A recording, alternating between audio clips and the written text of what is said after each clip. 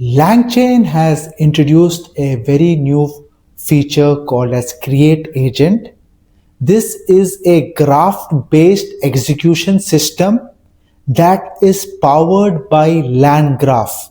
And if all of you know LangGraph, it is a little bit complicated. And here I will just show you a diagram. If you can see, we will go deeper into this. But here, this is a graphical representation of how when you start ask a question, then the model understands what's happening, then the tools get the information back, and then the model decides whether the answer is satisfactory or not. Until then, it keeps on running. Before, these type of things could have been done in LangGraph, but now LangChain has done this particular thing to you don't need to define the start, the node, and everything like we do in LangGraph. When you use Create Agent, it internally does all these things. It makes all these edges and everything that we have discussed in LangGraph in details. And it means this whole Create Agent, it looks very simple, but it is not just one single model call. There is a whole system that works in the background. The first thing is calling the model. You can select any model that you want. It can be from the OpenAI family or the open source family, whatever is that.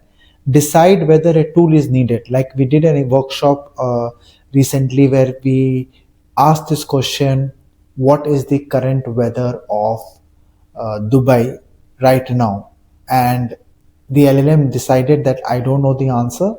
Go to the internet and get the response. Then the execution, the tool getting the answer back, making sure everything is fine, and if the query is not correct, again giving a new query and getting the information that is there. So if I just show you the simple step-by-step thing here, if you go down here,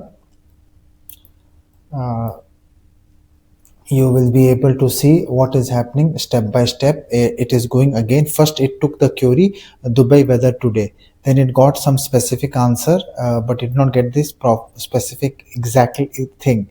Then it looked at this. Then what it did, it sent another tool. So right now in this response, it did not get anything. So it generated a new query, and then the new query was sent here, and this keeps on going until the model thinks that it has reached the final answer.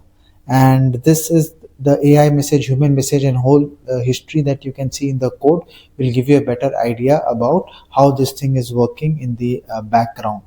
So in simple words, LangChain gives us the very simple developer interface, but LangGraph gives us the execution loop in the background.